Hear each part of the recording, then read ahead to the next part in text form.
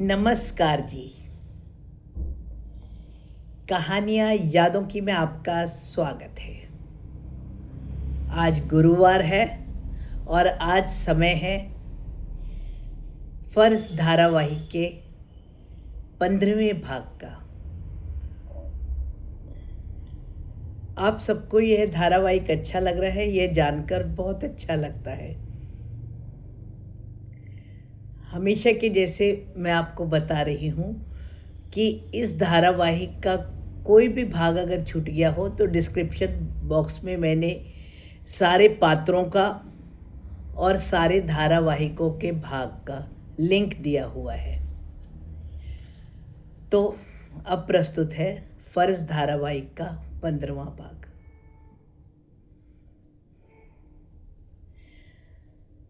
मालती जी के बारे में इतना जानकर रेवती को उत्सुकता हुई और उसने रुचि से पूछा, फिर तुम्हारी मम्मी की शादी कैसे हुई?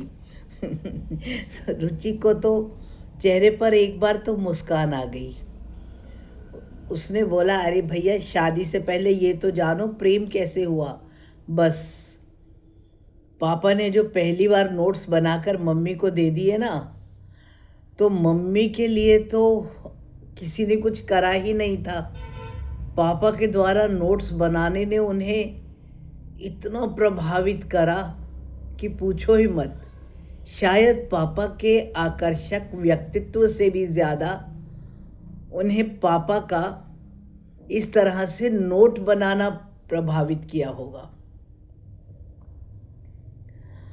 और उसके बाद पहली बार जब पापा के साथ कॉफ़ी हाउस में कुछ खाया पिया तो लगता है मम्मी दिल दे ही चुकी होंगी। बस उसके बाद में वह घर आई तो उनके पास में बहुत कुछ उनके मन में चल रहा था, परंतु वहाँ पर चाचा तो दुकान पर ही थे, क्योंकि शाम को ग्राहक का बोझ बढ़ जाता है तो चाची भी जाकर के दुकान में ही बैठ गई थी।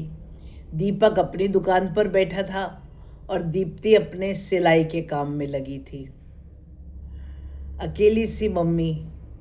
वैसे तो कुछ खाने की इच्छा नहीं थी, परंतु मन में चलते विचारों को दूर करने के लिए उन्होंने जैसे ही अपने लिए कुछ खाने को सोचा तो वहाँ पर कुछ भी नहीं था। चाय बनाने के लिए फ्रिज में दूध भी नहीं था, और बिस्किट वगैरह अगर कुछ मांगना हो तो दुकान से कुछ भी चाचा से मांगने को मन भी नहीं था। अगर मम्मी अपने सरकारी घर में होती ना, तो जैसे ही वो स्कूल से आती थी, उनकी मम्मी यानी कि जो ताई जी थी, वो पहले तो उसे पानी देती थी, फिर प्यार से बिठाती थी, फिर कपड़े बदलने को कहती थी, और इतनी देर में ही मालती के लिए खाना लग जाता था। मम्मी को अगर कोई चीज़ पसंद नहीं आती ना, तो वह बहुत मनोहार करके खिलाती थी। फिर दोनों बैठकर बहुत सारी स्कूल की बातें करते। आज भी जब वे घर पहुंची तो उनके पास में करने के लिए बहुत सारी बातें थी, लेकिन सुनने के लिए उनके मम्मी और पापा नहीं थे। लेकिन जिस दिन से सपने में मम्मी और पापा दोनों आए हैं ना, और उनकी फ़ोटो मालती ने अपने कमरे में ही लगा दी थी, तब से उसमें खुद में ही एक ठहराव सा आ गया था। मम्मी की चंचलता तो पूरी ख़त्म हो गई थी। अब उन्हें ना तो किसी से कोई अपेक्षा होती और ना ही किसी के लिए मन में कोई उपेक्षा। बस वह फ़ोटो की ओर देखती और उन्हें लगता उनके मन की बात वे दोनों सुन रहे हैं। मम्मी आराम से कपड़े बदलकर अपना बैग खोलकर बैठी। वैसे भी इन 13 दिनों में उनकी पढ़ाई तो हुई ही नहीं थी। उन्होंने जब नोट्स खोलने शुरू करे तो पापा के नोट्स पढ़ते हुए उन्हें कुछ अलग सा ही महसूस हो रहा था, मानो वह नोट्स नहीं हो, पापा के दिए हुए प्रेम पत्र हों। ऐसा ही कुछ सोचकर वह शर्मा भी गई थी। नोट्स पढ़ने शुरू करे तो इतनी गंदी लिखाई कि उन्हें कुछ समझ में ही नहीं आ रहा था। लेकिन फिर भी इतने सारे कागजों को भरना भी पापा के लिए कितना महान काम रहा होगा। यह सोचकर ही मम्मी को एक अलग ही भावना महसूस हो रही थी। पढ़ने बैठी तो जो थोड़ा बहुत उनकी गंदी राइटिंग से समझ आ रहा था, उससे पता चला कि जो भी लिखा है वो बिल्कुल गलत लिखा है। पापा को कुछ समझ में ही नहीं आया। उन्होंने जो तुक्का मारा है ना, वो भी गलत ही है। रुचि ने रेवती को बताया कि मैंने कहा ना, मम्मी हमेशा आगे तक का भी पढ़कर रखती थी, इसलिए जो भी सिलेबस इतने दिनों में पढ़ाया गया, ऐसा नहीं कि मम्मी को नहीं आता था, मम्मी को सारा आता था। फिर भी उन्हें यही परेशानी रहती थी कि मुझे आता नहीं है। जितना कि वह दुखी और असमंजस की स्थिति से पेपरों को देने के बाद परीक्षा हॉल से बाहर निकले ना, यूँ समझो उनका वो पेपर उतना ही बढ़िया हुआ है। वैसे भी वो क्लास में फर्स्ट या सेकंड तो आती ही थी। स्कूल में ही क्यों, मम्मी के कॉलेज के फर्स्ट ईयर में भी उनके अपनी क्लास में हाईएस्ट मार्क्स थे। उन्होंने ग्रेजुएशन में बीए पास कोर्स लिया था, जिसमें कि उनके सब्जेक्ट थे इंग्लिश, हिंदी, हिस्ट्री और संस्कृत। इनमें से चारों विषयों में ही साहित्य था और साहित्य पढ़ने का उन्हें बहुत बहुत शौक था। वो पढ़ते पढ़ते पढ़ाई में ही खो जाती थी। अब जब पापा का लिखा हुआ देख रही थी तो स्पष्ट नज़र आ रहा था कि उन्होंने किसी किताब में से टीप कर लिखा है, और वो भी आलस्यवश पूरा लिखने की बजाय बीच बीच में से ही लिख दिया। इससे कोई भी पाठ का मतलब तो समझ ही नहीं आ रहा था। पढ़ते पढ़ते मम्मी उन सबको ठीक करती जा रही थी और उन्हें ऐसा महसूस हो रहा था मानो कि वह पापा को पढ़ा रही है। रुचि ने रेवती को बताया, काफ़ी रात तक तो मम्मी पढ़ती ही रही। बस अब उनके पढ़ने में फ़र्क इतना आ गया था कि वे पापा के नोट्स लेकर यह महसूस कर रही थी कि मानो पापा सामने बैठे हैं और वह उन्हें पढ़ा रही हैं। हर गलती को वह पापा को समझा रही थी और फिर अपनी राइटिंग में नोट्स भी बनाए ही जा रही थी। दूसरे दिन जब वह उठी तो 7:30 हो रहे थे। 7:45 तक तो वह बस पकड़ने के लिए घर से निकल भी जाती थी, लेकिन आज देर से उठी, इसलिए जल्दी जल्दी तैयार होने के लिए बाथरूम की ओर भागी। शायद रवि का ही ख्याल मन में होगा। मम्मी की इच्छा थी कि आज वह अपने हरे रंग वाला सूट पहने, जिसमें कि वह बहुत अच्छी लगती थी। मम्मी अपने सारे कपड़ों को अच्छे से धोकर प्रेस करके हमेशा से ही रखती थी, लेकिन ये क्या, उन्होंने अलमारी में देखा तो वो सूट ही नहीं था। मम्मी परेशान होकर बाहर आई। उन्होंने चाची जी से अपने सूट के बारे में पूछा तो गुड्डी मौसी बोली, मुझे कल कहीं जाना था तो मैंने तेरा सूट पहन लिया। मम्मी को बहुत तेज गुस्सा आया। उन्होंने बोला, तुम मेरे कपड़े तो मत लिया करो।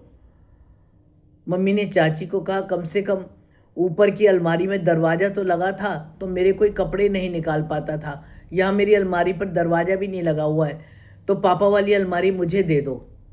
बस इतना सुनना था कि गुड़िया ने तो घर सर पर उठा लिया। बैग लेकर निकल जाती है, बैग लेकर घुस जाती है। ऐसी पढ़ाई लिखाई का क्या फ़ायदा जिसमें कि फ़ीस भी दो। मुझे देख, मैं 10वीं क्लास से ही कमा रही हूँ, मजाल है मैंने किसी से पैसे मांगे हो। मैं तो उल्टा कमा कर घर में पैसे देती हूँ। अच्छा किया माँ ने जो तुझे ताई जी को दे दिया, वरना तू तो घर को ही लुटवा देती। पर कर्म तो मेरी माँ के फिर भी खराब ही थे ना, जो अब तुझे एक रानी के जैसे पाले। अरे मेरे पास में सूट की कोई कमी नहीं है, पर यह है कि मुझे अपना नया बनाने की फुर्सत नहीं मिल रही और प्रेस करने का तो बिल्कुल ही समय नहीं था, इसलिए तेरा पहन गई। बस मम्मी बिना बहस करे ही जल्दी से दूसरे कपड़े निकाले और बिना कुछ खाए ही कॉलेज के लिए निकल गई थी। काफ़ी देर हो गई थी। उन्हें बहुत बुरा लग रहा था। वो बस स्टॉप पर पहुंची ही थी कि पापा बाइक लेकर आ गए। अब समझ नहीं आ रहा कि ऐसा इत्तेफाक था या कि पापा दूर कहीं खड़े होकर मम्मी का इंतज़ार कर रहे थे। खैर उन्होंने मम्मी को बताया कि उनके घर का रास्ता तो यही है। पापा बहुत बातूनी भी थे। सारी बातें करते हुए जब दोनों कॉलेज में पहुँचे तो रुचि ने बताया कि मम्मी बता रही थी। पापा तो फिर भी क्लास के अंदर नहीं गए, वो तो बाहर की बाहर से ही निकल गए। हालांकि वो इतने कम दिन कॉलेज जाते थे, क्लास अटेंड करी तो करी, ना करी तो ना करी, लेकिन उनकी प्रॉक्सी मतलब उनकी अटेंडेंस सारी पूरी होती थी, कभी कम नहीं हुई। लोगों की भले ही कितनी भी अटेंडेंस कम हो जाए, पर रवि वर्मा की अटेंडेंस कम ही नहीं होती थी और ना ही वो क्लास में बैठते थे। लंच टाइम में जब मम्मी अपनी सहेलियों के साथ खाना खाने के लिए कैंटीन में गई तो पापा भी वहाँ ही आ गए थे। उनके साथ उनकी सरकारी कॉलोनी वाले मिश्रा अंकल भी थे। पापा ने बताया, ये तुम्हारे को कॉलेज में पूछ रहे थे तो मैं इधर ले आया हूँ तुम्हारे पास में। मिश्रा अंकल ने मम्मी से उनका बैंक का अकाउंट देने के लिए कहा। मम्मी जब अपने पापा का वही वाला अकाउंट देने को हुई जिसकी पासबुक उन्होंने कॉलेज में रख छोड़ी थी, तो रवि ने मम्मी को टोकते हुए कहा कि पेंशन के लिए अपना अलग ही अकाउंट खोलो, ये तुम्हारे पापा के वो पैसे हैं जो कि उन्होंने तुम्हें दिए हैं, इसको अलग ही रहने दो। मिश्रा जी ने भी रवि की बात को ही सहमति दी। पुष्पा और मंजू का ऐसा ही ख्याल था कि जो कह रहे हैं रवि वो बिल्कुल सही कह रहे हैं, उन्हें एक अलग ही अकाउंट खुलवाना चाहिए। लेकिन अलग अकाउंट खुलवाने के लिए बैंक में कौन जाएगा और कैसे खुलवाना है, मम्मी को तो इस बारे में कोई जानकारी ही नहीं थी। रवि ने मम्मी को सलाह दी, मैं तुम्हारा अकाउंट खुलवा दूंगा और अकाउंट अब अपने घर के पास वाली ब्रांच में ही खोलना।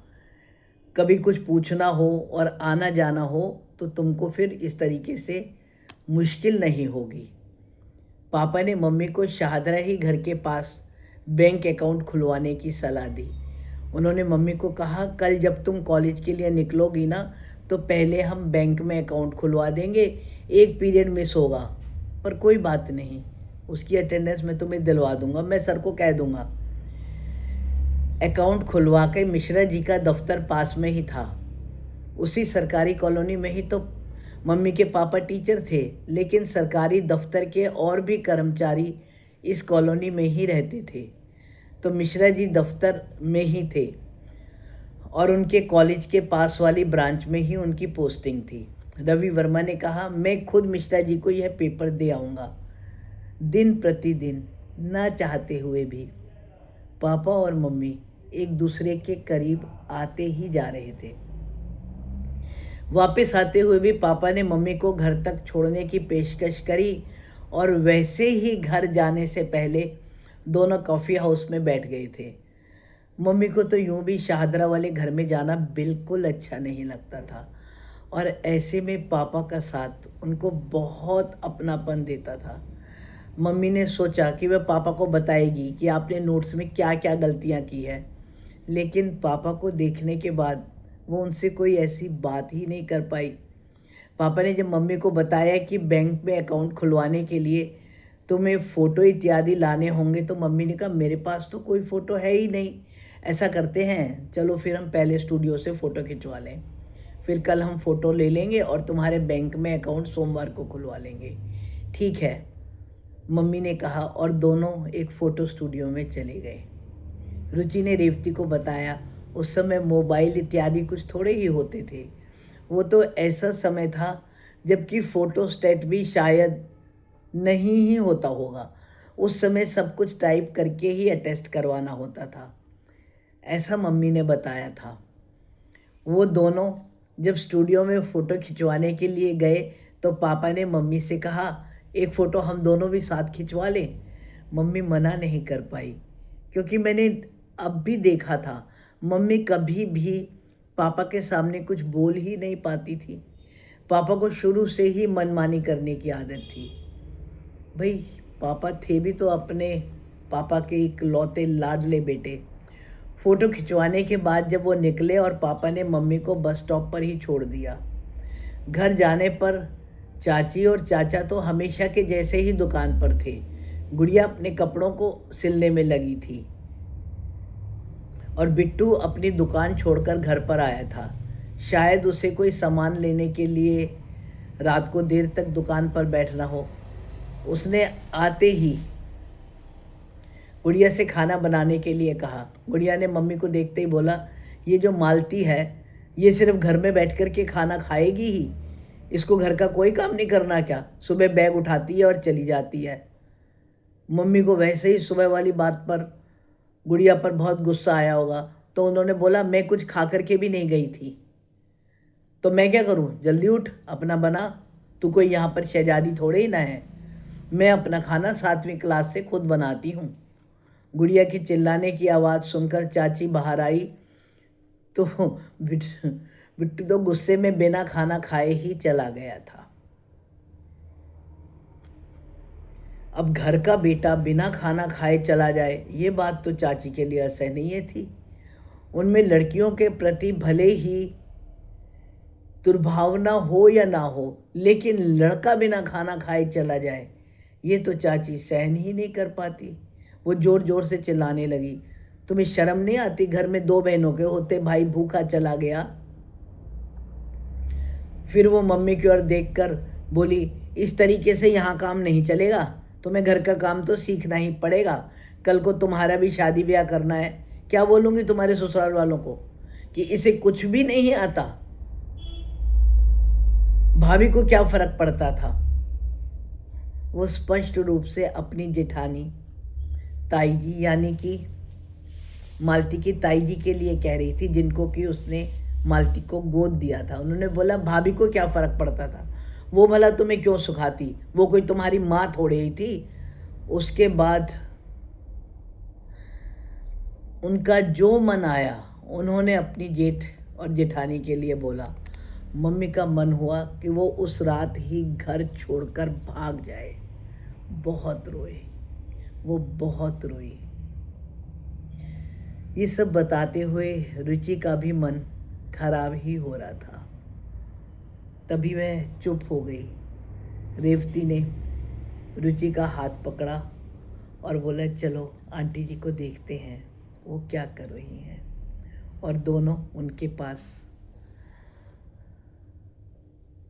अस्पताल में कैंटीन से उठकर उनके पास जाकर बैठ गई। धन्यवाद जी। अगर ये मेरा धारावाहिक पसंद आ रहा है या कोई भी त्रुटि लग रही है या आप कुछ और बदलाव चाहते हैं तो कृपया कमेंट्स में सूचित करें। नमस्कार जी।